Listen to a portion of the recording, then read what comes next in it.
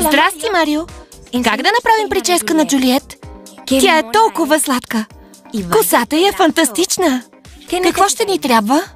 Розовата й панделка, 1 или 2 ластичета, 2 от нейните ролки, 2 фиби за коса и фантастичният й гребен.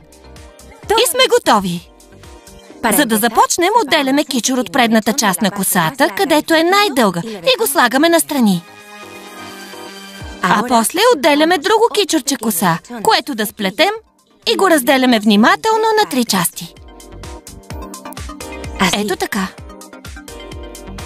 После взимаме и розовата панделка, за да направим прическата кокетна, за да бъде още по-игрива Джулиет.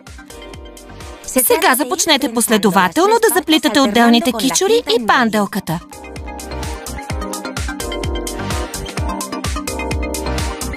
Фантастично! Да я вържем!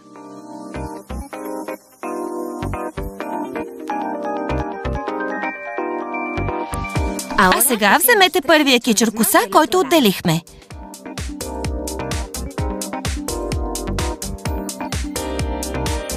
Срещете косата и щом сте готови, започнете внимателно да навивате навътре едната от специалните розови ролки на Джулиет.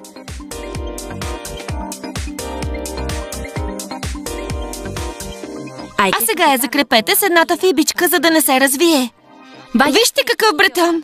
Сега отделете кичура пред ухото и го навийте по същия начин с другата розова ролка. И когато свършите, го закрепете с втората фиба по същия начин. Сега вържете останалата коса на странична опашка.